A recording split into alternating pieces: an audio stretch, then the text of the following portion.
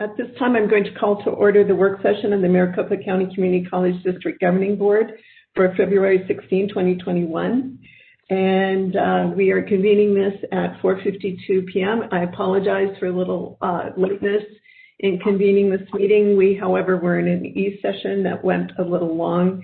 Thank you for you who were on the call and for your patience. For the record, I want to remind folks that the work session and agenda review are not mandatory for board members, but I'm going to call roll to see who in fact is in attendance. And I know that we may have Ms.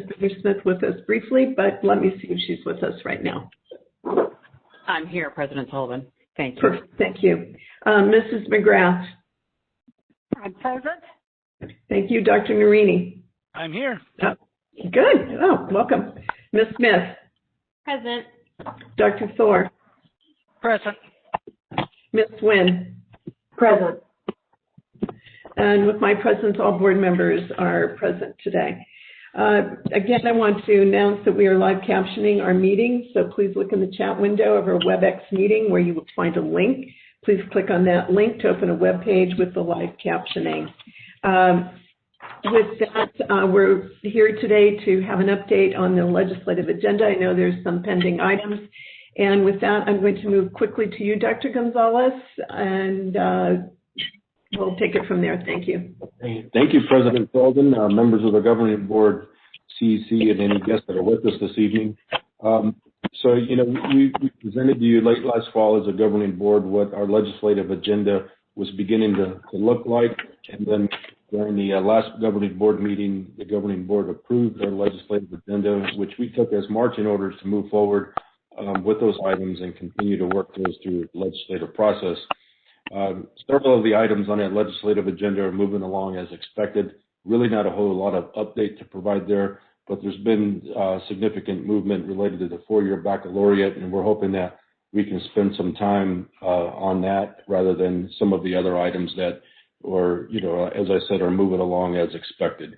I've asked Darcy Renfro to be available and Alexa Sussdorf to be available. I think from this point, I will turn it over to Darcy Renfro, our Chief Workforce and Economic Development Officer. Good evening, President Sullivan, members of the board, Chancellor Gonzalez, CEC, and guests. As Dr. Gonzalez indicated, we have had some considerable activity with regard to the four-year baccalaureate bill in the last week, and certainly since the last time we talked with the board about the legislative agenda. Last Tuesday, February 11th, the bill was heard in committee in House Education and passed out of Education with a 9-0 vote, with one member abstaining and one member absent. That is, I think, a marked improvement from what was a successful committee in House Ed last year, which was a 7-3 vote. And at that time, the universities did not weigh in favor or oppose to the bill, but they did reference ongoing discussions that they are having with stakeholders, primarily us, the community colleges in Maricopa, about some concerns they have remaining. When we last talked to this board about this bill, we had agreed to several guardrails with the Regents staff and university staff. Those included multiple reporting elements and considerations for this board in considering whether to approve a baccalaureate degree, as well as a cap on tuition at 150% of current in-state for Maricopa and Pima counties, as well as a cap on the total number of programs that we could have in the baccalaureate space over a period of time, starting at 10%. However, since the bill was heard in committee, there have been two subsequent stakeholder discussions. And while we have not seen official language from the Board of Regents or the universities, we are now being asked to consider additional requirements that have since landed with ABOR, and they have, as they've been communicating them to the bill sponsor, Representative Nutt, as well as the committee chair, House Education Committee Chair Michelle Udall, who has been involved in these stakeholder meetings as well. The additional requirements they're now requesting of the community colleges per the bill sponsor are: one, a statewide right of first refusal and an open comment period, timeline undefined. That element was at one point being talked about for those counties in which a university has its primary location. So that would be Coconino, Maricopa, and Pima. It now appears to have moved to a full statewide, any place that a baccalaureate degree would be considered, the universities would have a right of first refusal and an open comment period not defined. Number two, around degree costs. There was a suggestion by the House Education Chair, Representative Udall, to perhaps allow a right of first refusal, but the universities would have to do it at the same cost as the degree provided by a community college. ABOR has responded that they would be willing to look at degree costs, but it would have to be an average per student plus mandatory fees after applying financial aid.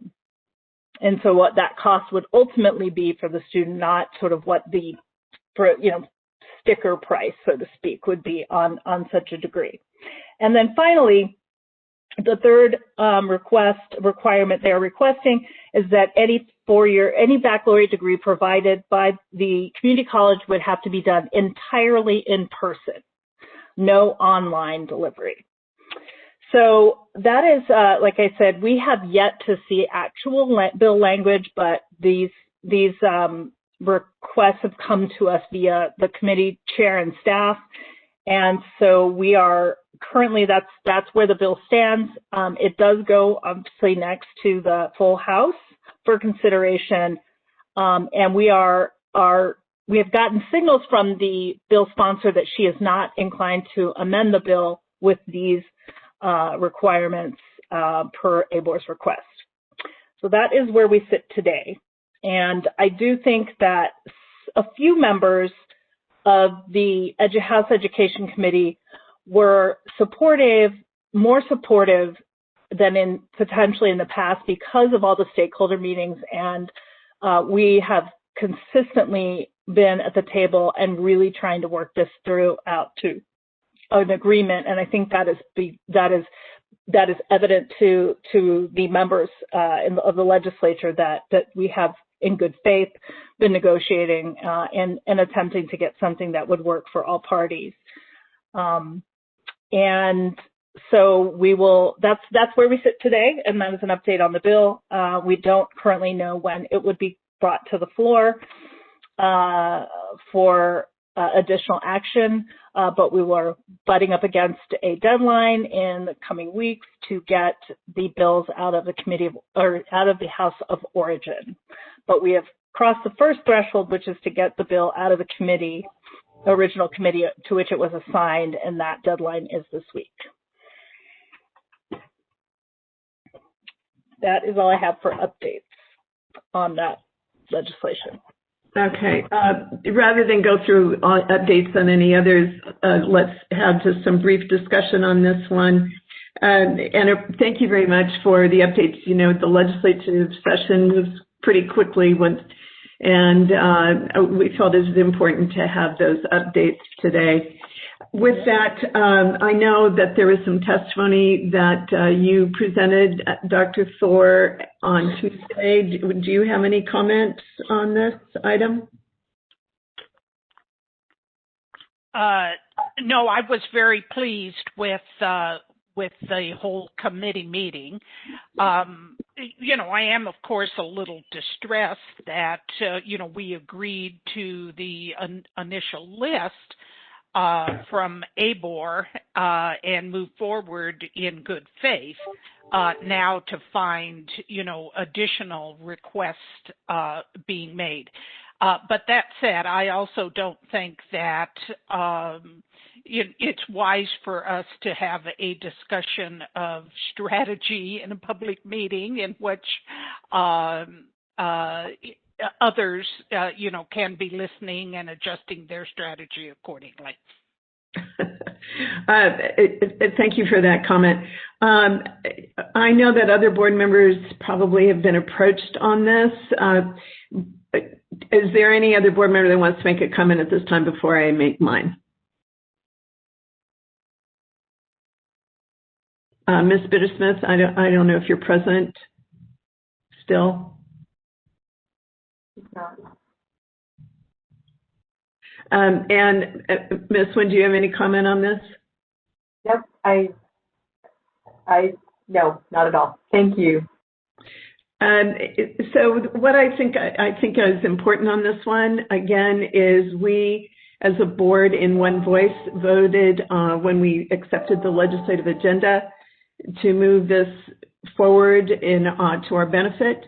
And with that, I know that there has been activity or conversations with other folks, but to this regard, to keep us working with one voice and given where we are with conversations of which I'm aware, plus, I was involved in one phone call as well with ABOR. I would like a small group to be working with Darcy and on this issue and keep us focused on our intentions, and that would be Dr. Thor, Ms. Bittersmith, and myself to do that. So board members, please remember that we speak as one voice, and we will be the representatives in working through this issue, and we'll come back to you through Dr. Gonzalez and Ms. Renfro and our own work on this effort to keep it moving forward as we agreed to when we approved the legislative agenda. Any comments on that or questions? So I just have a question. So when Dr. Thor testified at the legislature, that was done so as as speaking for all of us, or was that just done as an individual? No, go ahead, Dr. Thor. You can answer that. I was registered as self, but I did identify myself as a member of the governing board. Okay, thank you just for that clarification. I appreciate it. Darcy, does that work for you? Ms. Renfro, sorry.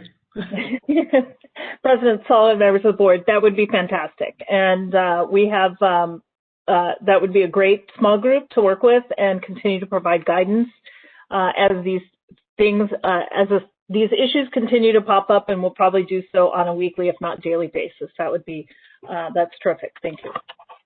And may I ask other board members if things are brought to your attention or for conversation on this issue and you're asked for a point of view from the Community College District, again, our interest is in this vein to keep this bill moving forward, but we will not discuss details with folks, and I hope that's clear on that issue.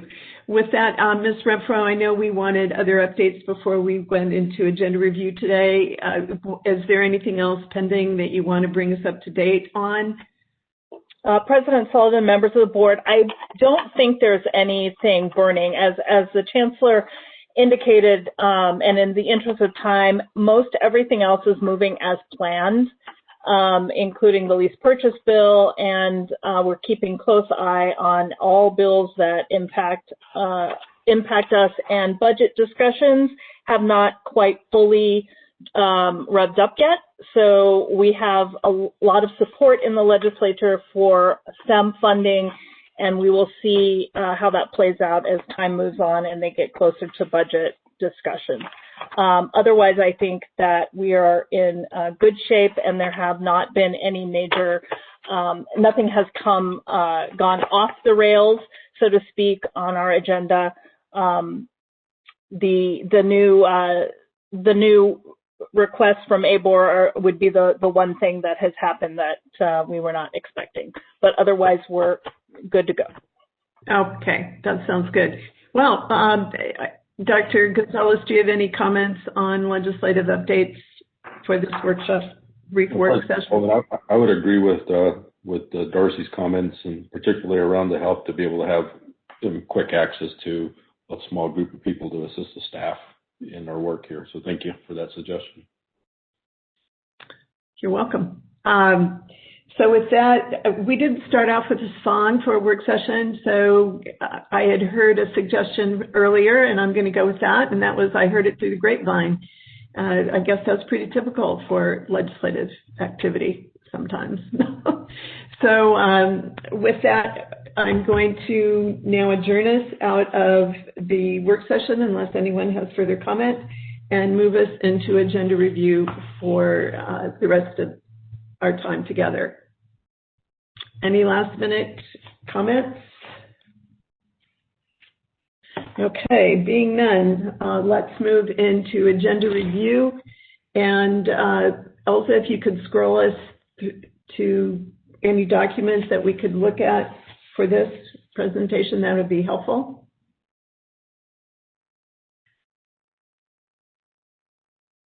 I will say that the call to order for the agenda review meeting has been made, and all board members are present with the exception of Ms. Bittersmith at this time.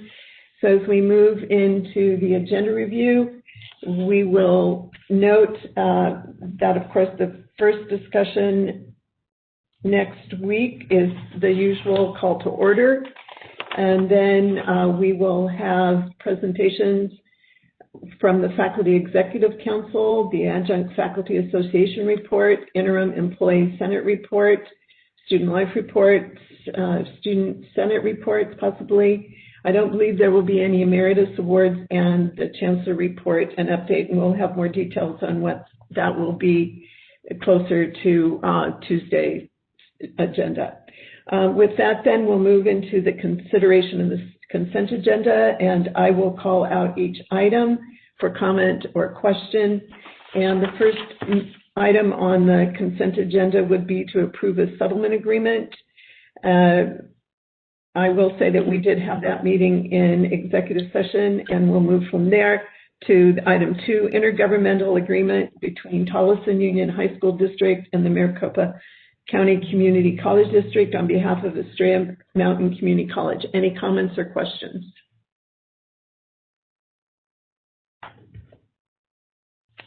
Okay, being none.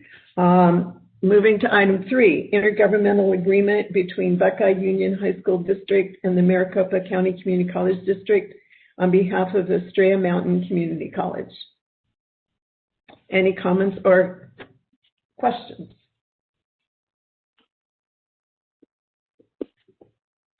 Item 4, new grant award, Arizona Department of Education, Rio Salado College, Adult Basic Education, Adult Secondary Education, Integrated English Language Civics Education, Adult Education, and one-time WIOA. Any comments or suggestions or questions? Okay. Item 5, what we will have at the meeting is the agreement for dual enrollment with our charter school, Benjamin Franklin Charter High School in Queen Creek, Arizona. You'll note that there is no detailed document in our board docs. Is there any comment or question on this?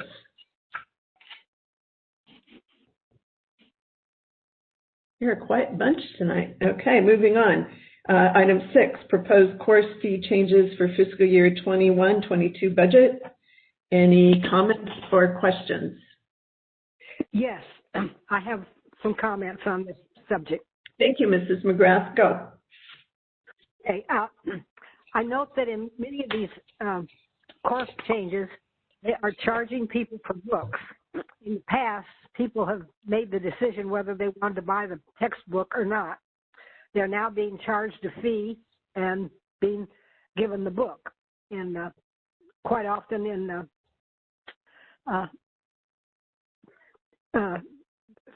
through their computer, but they're being forced to buy the book. I don't know. I'm wondering if possibly they could have a choice whether they want to have the book given to them or not. And I'm especially upset with course number HVA 143.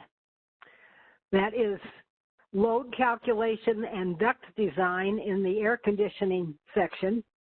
And the students are being charged a fee for uniform shirts.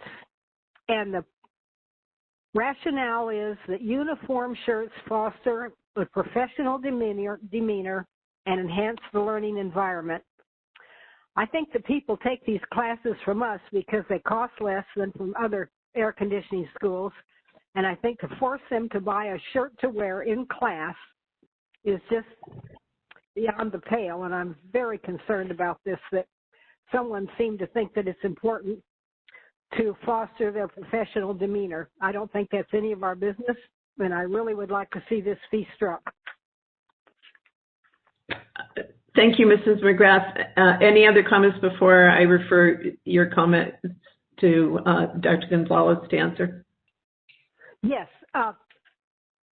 We have all of these classes that are in the theater department, and they teach you how to fight. I know you see on the movies they have these horrible fights, and apparently you learn how to shoot a gun and to knife person and to hit them without actually harming them. And they are charging a new fee for this, for each class, and the purpose is that you get a certificate from the, looking at it here and I can't find it, from the Flight Institute. That's not quite the name of it, and it's good for 3.5 years, I think. And I think there might be people taking the class that don't want a certificate for the Flight Institute in the theater department, but would, and so I think that ought to be an optional fee. If the certificate, I found it, the certification is valued as students going into the professional world as the SAFD Skills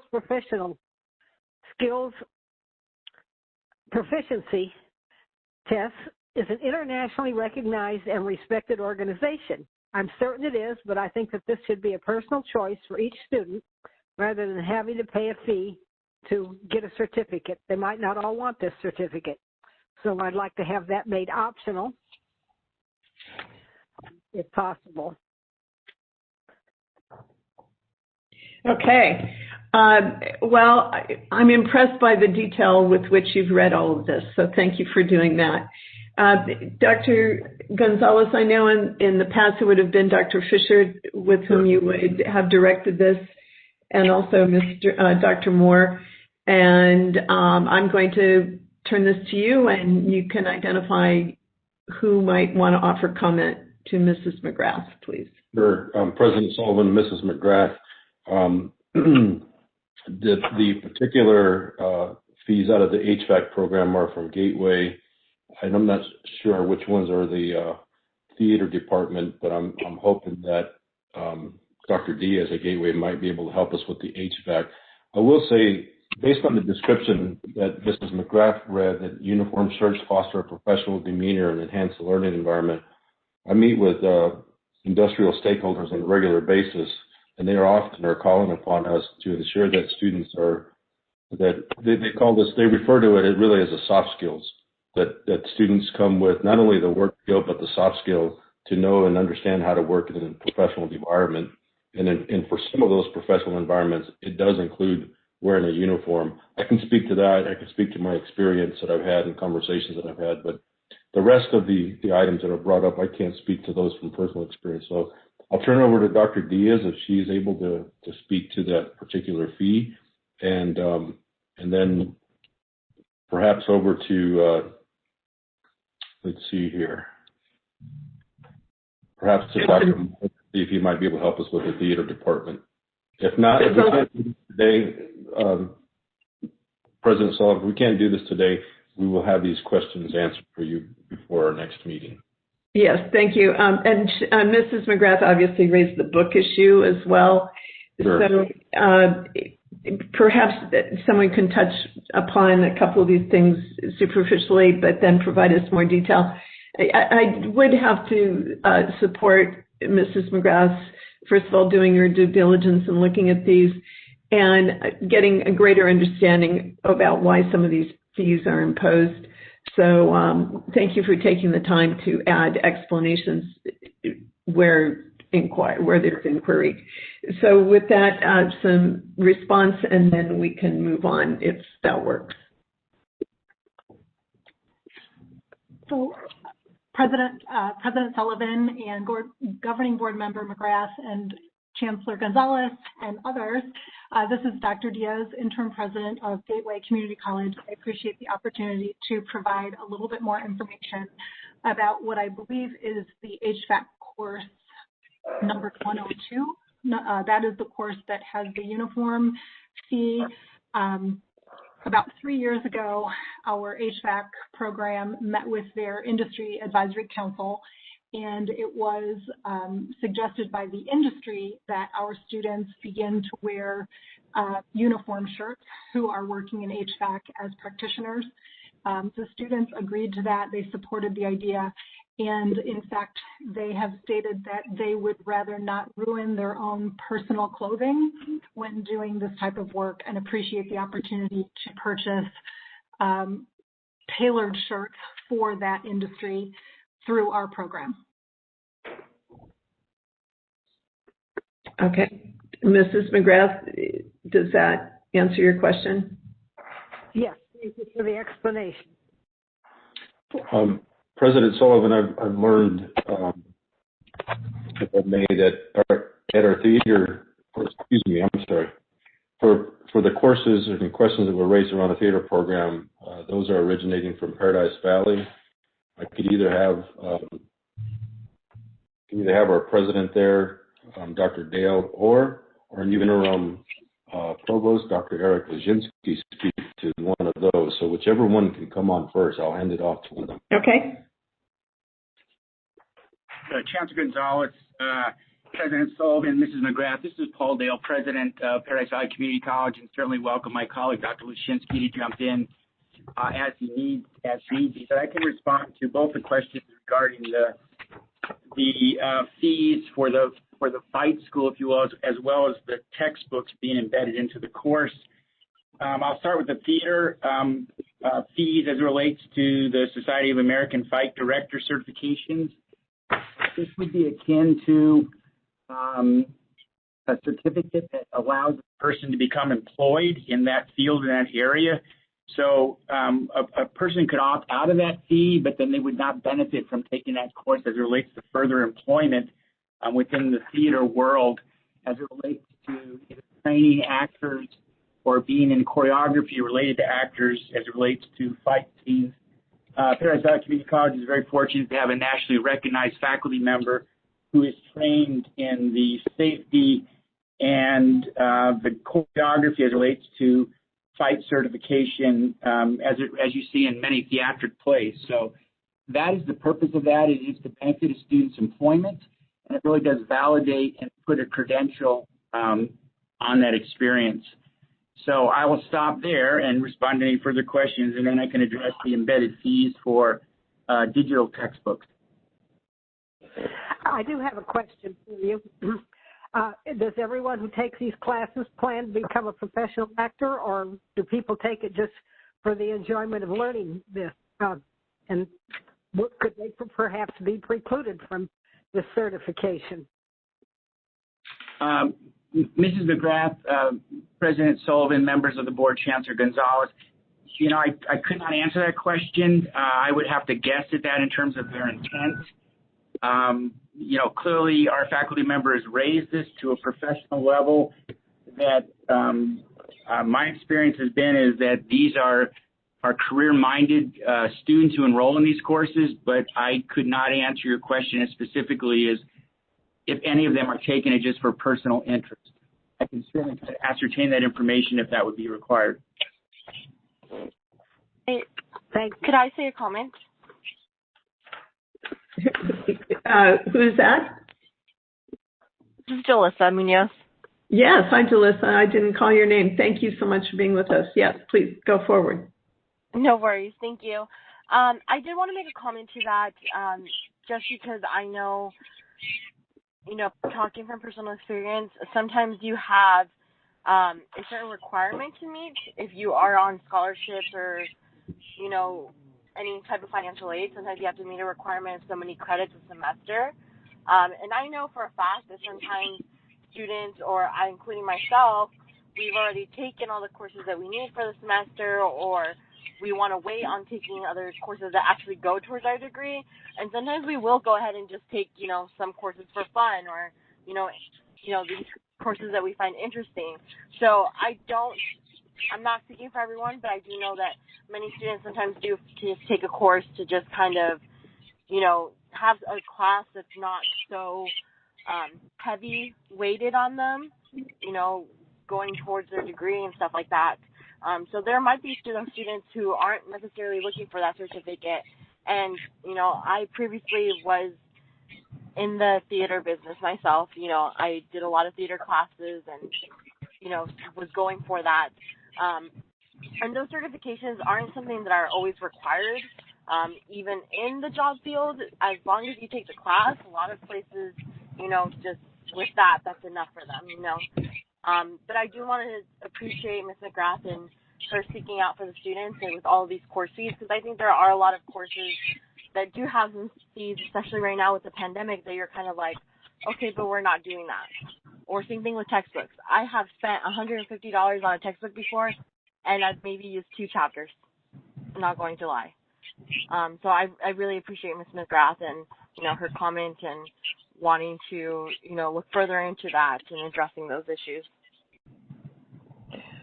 Thank you, Ms. Munoz. Appreciate that. And moving forward, did you want to offer a comment on the books issue, Dr. Dale? Yes, President Sullivan, I might just append my comments regarding these courses too. These are actually, if you read the details, specialized courses which actually have a testing component in the course. So this fee also offsets that testing requirement. And so I would suspect, given the course, is that there are perhaps fewer students that are pursuing this just for personal enrichment, given the very technical nature of the course. But I thought I'd add that as additional information.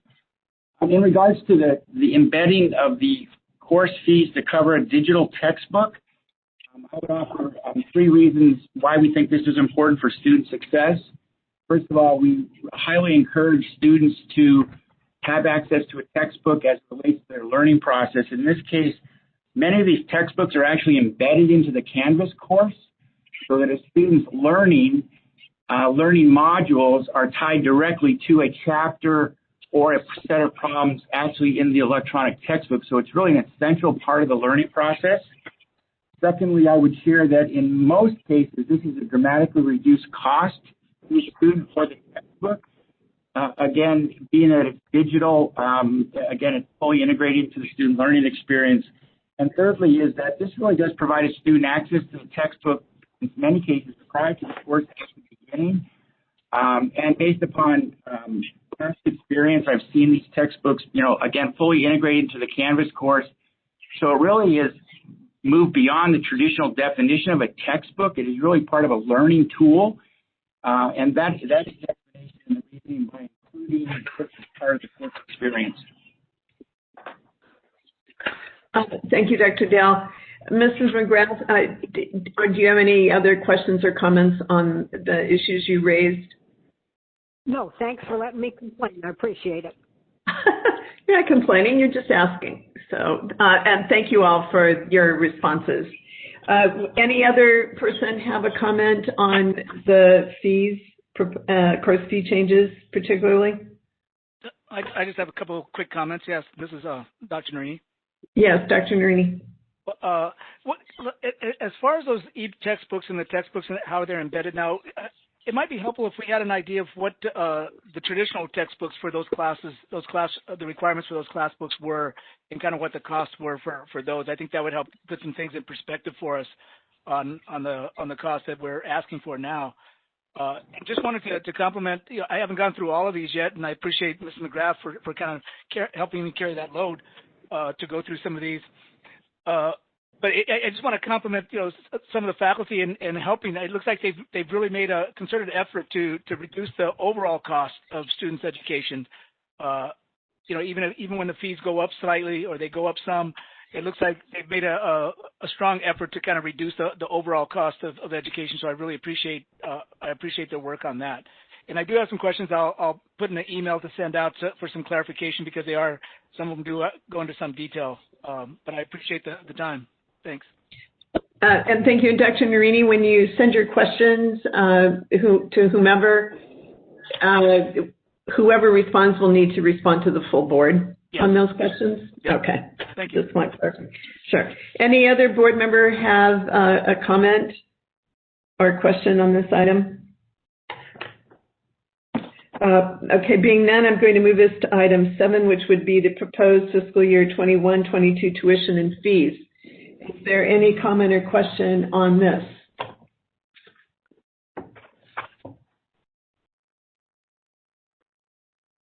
None. Okay. Did anyone speak up there? I'm sorry if I missed you. Being none, then we'll move to item 8, which is curriculum, and there's some items on that. Are there any questions or comments on that piece? This is Ms. Smith. Can you elaborate on that item? Yes, Dr. Gonzalez. Yes, President Sullivan, Board Member Smith. You're asking about the curriculum item in general, or is there a particular item within the curriculum that you have a question on? Perhaps I'm still just getting acquainted with where Sure. some of the details are, but I am not sure what the item is other than it is curriculum related. And so can you direct my attention to where I can get more information about what this specific item is about? Absolutely. What I'll have also do is to show you inside of Board Docs where you can select the actual PDF and see which changes are being made to which specific curriculum. Thank you. I think as a general rule, Dr. Gonzalez, can you explain why we get the curriculum proposed changes presented to the board? Yes, as a President Sullivan, members of the board, as a general rule, it's a part of our curriculum development process, and it's one of the responsibilities of the governing board to ultimately approve any curriculum, and built into that is the creation of programs, which is of course comprised of the curriculum itself. So if a course has received any form of change, whether that be to its learning outcomes, if courses are being added, if courses are being deleted, those are curriculum changes that ultimately our governing board is asked to approve, and these come to the board on a monthly basis. Thank you, and hopefully that'll help explain. And I apologize, Ms. Smith, you know, there's so many things that sometimes I forget that we need to inform new board members about some of these practices. So thank you for your question and keeping us on our toes with that. I appreciate that. And so are there any other comments or questions on curriculum as if presented? I may? Yes, please. If I may just make a suggestion, now that I've made my way to some of the appropriate sections, I wonder if when this is a consent item, other than saying just curriculum, there could just be something in parentheses that notes something like a high-level summary of what exactly is being put forward in that particular month. I think that's doable. Thank you, and duly noted. So, Dr. Gonzalez, as you're working with Dr. Leshinsky on these issues, it would be helpful then to have that reviewed as to how better to present what exactly is going to occur as a result of that agenda item. Will do, President Sullivan. Sure, and thank you again, Ms. Smith, for your suggestion. Any other discussion on item 8? Being none, I'm going to move us to item 9, the district-wide out-of-state military and veterans online tuition discount. And does someone want to give comment where this is coming from exactly? And then I'll open it up to questions or comments.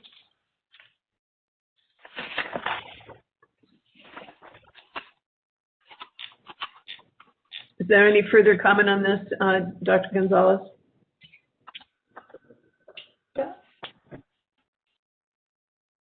I'm sorry, President Sullivan, I was having trouble muting and accidentally muted myself. Do that too. With this particular item, I believe that this is actually an item that may be able to fall inside the typical approval of tuition and fees, and this is a discount that would be offered to veterans. Oftentimes when we are partnering with other organizations, one of the questions that they have will be is that we offer a military discount to our students. The ability to say yes would be of great support and appreciation from those companies that we partner with, specifically coming out of Rio Salado College. And thank you. Is there any reason then why it wasn't part of item 6, item 7, the tuition and fees? Is it because these have to be individually approved for each individual college as they occur? President Sullivan, let me direct that question to either Dr. Moore or President Kate Smith. Thank you. Thank you, Chancellor Gonzalez. This is Kate Smith. Thank you, President Sullivan, members of the board, and guests. I'd be happy to address this. President Sullivan, there was a misinterpretation of process on this one, so that is the only reason it actually wasn't included under the tuition and fees schedule. Dr. Moore and I have conferred, and we would be happy to resubmit it for next week under the regular tuition and fees schedule. I think it would make sense as part of that package, but I could be the only one who has that point of view.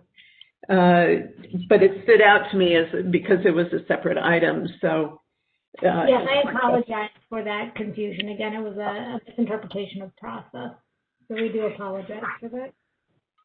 Thank you. So board members, do you have a question or comment on this particular item before it would be included in the proposed fiscal year 21-22 tuition and fees? I have a question. Go ahead. I guess you figured it's me. Okay, me. Go ahead. So, which out-of-state veterans are we speaking of? Are we speaking of the online for Rio National, or are we speaking of district-wide, or because the way I understand it is military who's stationed here from out of state already get the tuition discount. They get the in-state tuition, if I understand that right. I mean, that's a state statute, isn't it?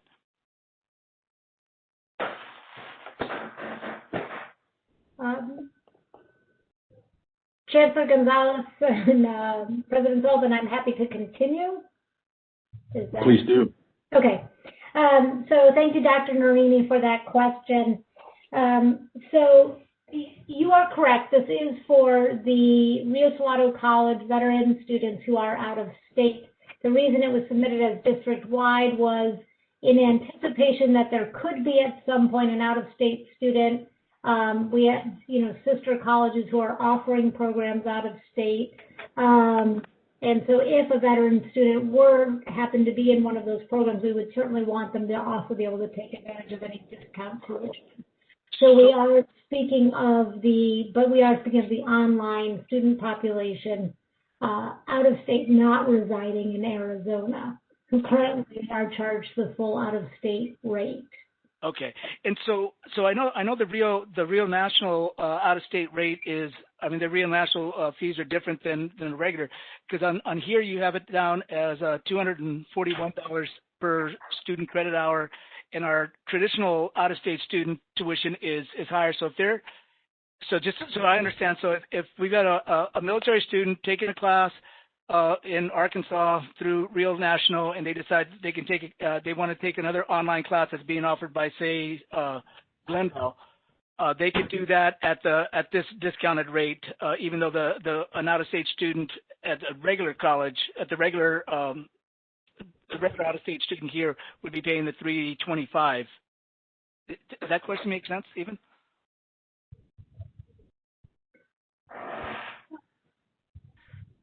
Is Ms. Smith to answer that, or Dr. Gonzalez, Dr. Moore, whom? President Sullivan, Dr. Noreen, I want to make sure that I understand your question correctly.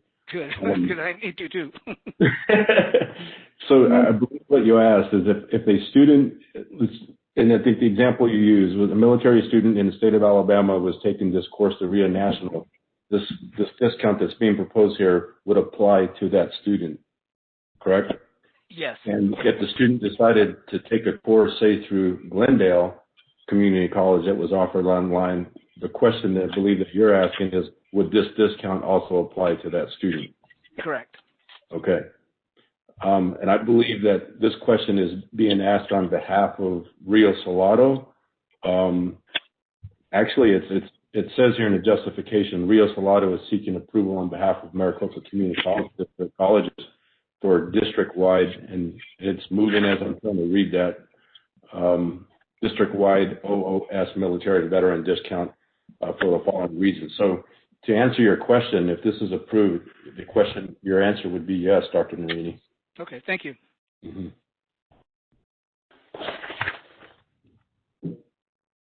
And I'm wondering if that clarification would have to be noted as it moves into the broader proposed tuition and fees.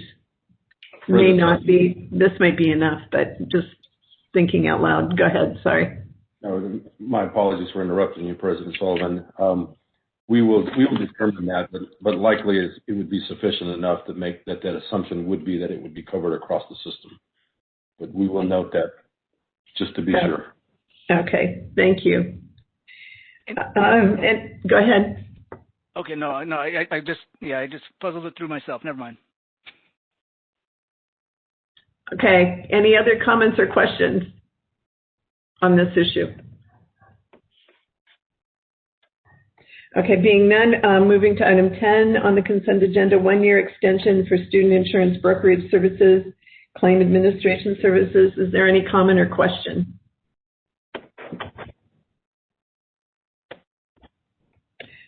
Being none, I'll move us to item 11, Paycheck Protection Program loan application approval for KJAS, KBOX, Sun Sounds Radio Services. Is there any comments or questions?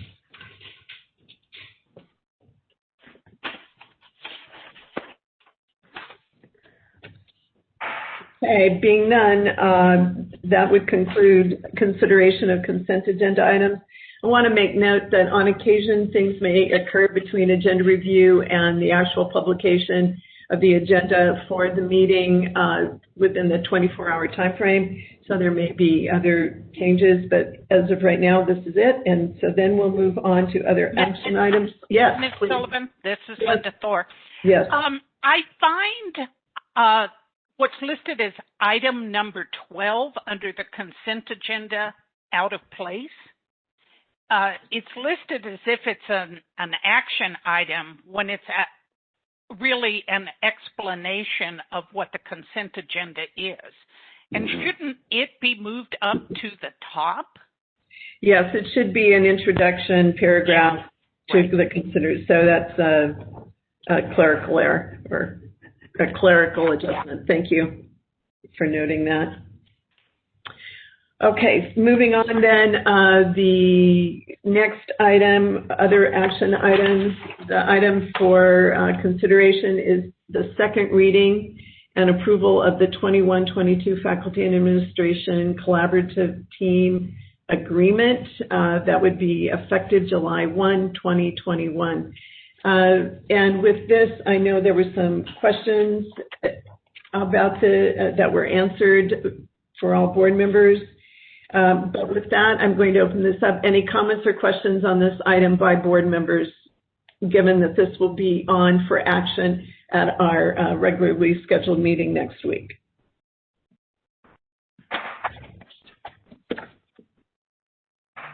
Any comments? Yes, please, go ahead. While I'm being picky about things, the subject calls this the Faculty and Administration Collaboration Team FACT, and having written the resolution that created FACT, it is faculty administration collaboration team, no and that error is repeated under the responsible agent as well. Thank you for, again, the correction on that, duly noted. And I believe as we're looking at our draft document, the ampersand is not there, but that I appreciate you pointing that out. Thank you very much. So we'll want that very clean for the agenda next week. Given that, I want to acknowledge that there was a question asked by, two questions asked by Mrs. McGrath that were referred to the legal department and the FACT team, and they collaborated on a response, which we all received. I don't know, Dr. Gonzalez, if there's a need to bring that up for this meeting or just move on with further comments or questions. President Sullivan, I would suggest that we move on with any further questions or comments. Okay, thank you. Board members, is this significant? Any comments or questions on this item? All right. We'll move on then to the remainder of the agenda to review. The next item would be the employment and separations, December 26, 2020 through January 22, 2021. Are there any comments or questions? Yes. Go ahead, Mrs. McGrath. Thank you. We have separations and terminations, and I would like to have a little clearer definition as to are these people that resigned, retired, what? Rather than, Dr. Gonzalez? President Sullivan, I had a hard time hearing the end of Mrs. McGrath's question. I believe for me, she was cutting out. I believe the question was can someone define when there's separation? What does separation mean? Does it mean voluntary leave? Termination is what constitutes separation? Is that your question, Mrs. McGrath? Yes, and in the future, I'd like to have a clearer definition in the report. Noted, President Sullivan, Mrs. McGrath. I'm also in the process of looking at the current report where the action is listed, where we indicate that it's a separation or retirement.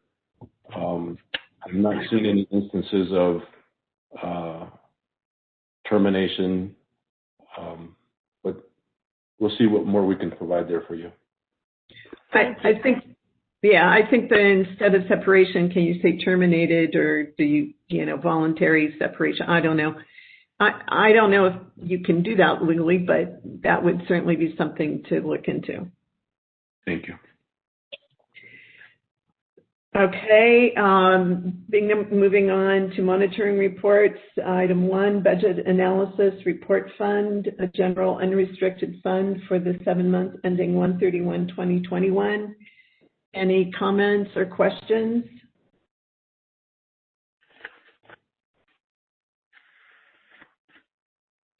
The next item would be the community linkage, where the governing board members have an opportunity to comment on current events or give an update on a subject. So that will be part of that. And then we will move to establishment of next meeting dates. I want to note for the board, of course, certainly there's our board meeting next week. And then there will be a work session on March 4th. At 5:30, it will be to work with some policy concerns. Ms. Smith has put that forward. Then noting that March 16th, there's an agenda review, March 23, a regular board meeting. In between, there will be other items. We will be convening in an A session again next week at 4:30. And I want to offer, before we adjourn, my congratulations to Mr. Lashinsky in being appointed our interim provost, and delighted to have the opportunity to work with you. and certainly all work together for the betterment of our district. So congratulations, Dr. Leshinsky. With that, are there any other questions or comments from the board members?